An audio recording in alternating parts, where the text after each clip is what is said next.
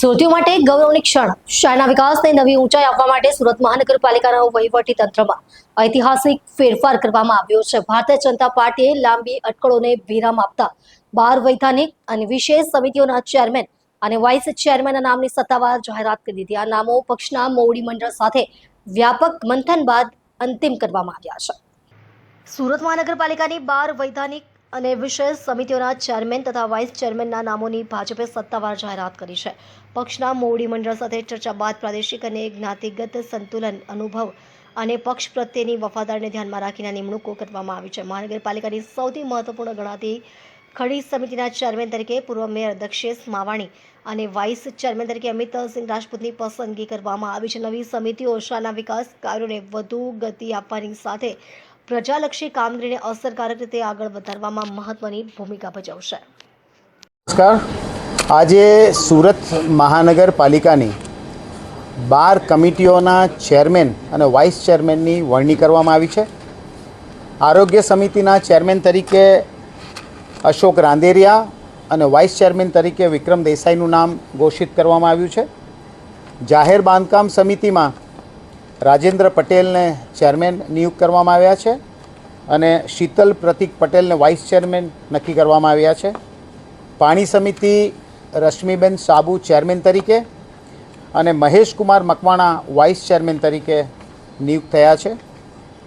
નગર નિયોજન સમિતિમાં મહેન્દ્ર દેસાઈને ચેરમેન તરીકે નિયુક્તિ આપવામાં આવી છે અને અશોક માંગીલાલ શાહને વાઇસ ચેરમેન તરીકે નિયુક્તિ આપવામાં આવી છે।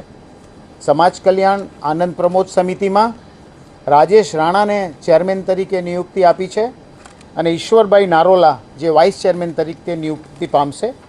ગટર સમિતિમાં રવિન્દ્ર વિઠ્ઠલભાઈ ખેરનાર જેમને ચેરમેન ઘોષિત કરવામાં આવ્યા છે અને રાજનીશ દેસાઈને વાઇસ ચેરમેન ઘોષિત કરવામાં આવ્યા છે। કાયદા સમિતિમાં મોહિનીબેન રાઠોડને ચેરમેન તરીકે નિયુક્તિ આપી છે અને કાવ્યાબેન પટેલને વાઇસ ચેરમેન તરીકેની નિયુક્તિ આપવામાં આવી છે। રૂગ્ણાલયો વૈદ્યકીય રાહત અને તંદુરસ્તી વર્ધક સમિતિમાં અલકાબેન પાટીલને ચેરમેન તરીકે ઘોષિત કરવામાં આવ્યા છે અને હેમાક્ષીબેન ચૌહાણને વાઇસ ચેરમેન તરીકે નિયુક્તિ આપવામાં આવી છે।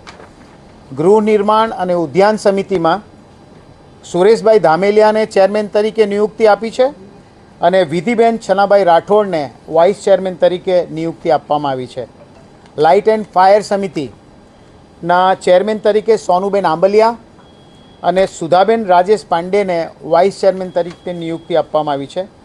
સ્લમ ઇમ્પ્રુવમેન્ટ સમિતિમાં દિગ્વિજયસિંહ બારટ જેમને ચેરમેન તરીકે નિયુક્તિ આપી છે અને વંદનાબેન ગોગારી જેઓ વાઇસ ચેરમેન તરીકે નિયુક્તિ પામ્યા છે।